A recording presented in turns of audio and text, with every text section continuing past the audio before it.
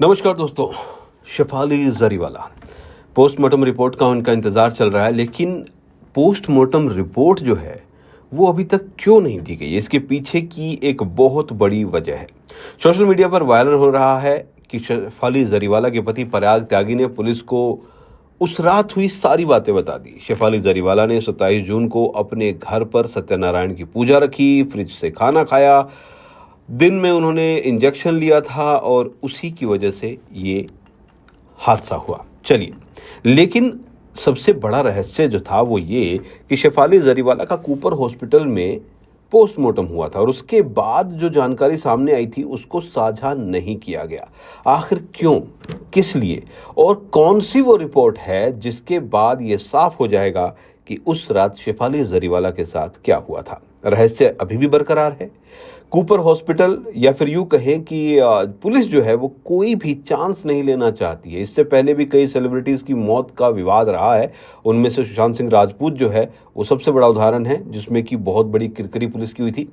Cooper अस्पताल के 5 forensic doctors के पैनल ने मिलकर शव का पोस्टमार्टम किया था, परीक्षण किया था, मौत के कारण पर अपनी राय सुरक्षित रखी थी, क्योंकि पोस्टमार्टम हिस्टोलॉजी के लिए नमूने और रासायनिक विश्लेषण के लिए संरक्षित विसरा को कलीना फोरेंसिक साइंस लेबोरेटरी में भेजा गया है, एफएसएल में भेजा गया है। जी हाँ, जांच से जुड़े अधिकारी ने इंडिया टुडे से बातचीत करते हुए कहा कि हिस्टोपैथोलॉजी केवल उन मामलों में की जाती है जहां शव परीक्षण के दौरान मौत का कारण स्पष्ट ना हो और साथ ही अगर विसरा को रासायनिक विश्लेषण के लिए संरक्षित किया गया हो।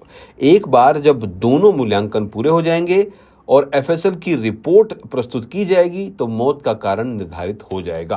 कहने का मतलब ये है कि विसरा की रिपोर्ट और हिस्टोपैथोलॉजी की रिपोर्ट जो है वो आने के बाद ही ये निर्धारित या ये फाइनल किया जाएगा कि उस रात क्या हुआ था, मौत का असल कारण क्या था, क्या कार्डियक अरेस्ट था या फिर कोई और वजह थी।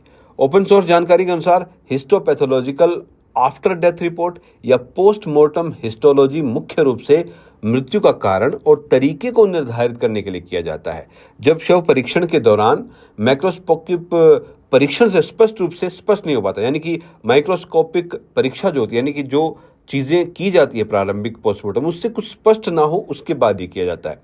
इसमें बिल्कुल बारीक से बारीक जो प्रक्रियाएं होती हैं शरीर की, उन पर जांच की जाती है। माइक्रोस्कोप के नीचे नमूनों की जांच होती है। जो मृत्यु में यानी कि जो डेथ हुई है, जिसके कारण डेथ हुई है, वो रीज़न जो है वो इससे सामने आता है। क्योंकि शेफाली जरीवाला एक सेलिब्रिटी थी और इस पूरे मामले में हाई प्रोफाइल मामला बनता है, इसीलिए इस पूरे मामले में अब इन दोनों रिपोर्ट का इंतज़ार रहेगा, यानी एफएसएल की रिपोर्ट और साथ ही साथ रिपोर्ट जो है हिस्टोपैथोलॉजी की। उसके बाद ही पुलिस अपनी जो जांच है या अपना जो केस है या अपना जो भी क्लोजर रिपोर्ट है वो फाइल करेगी।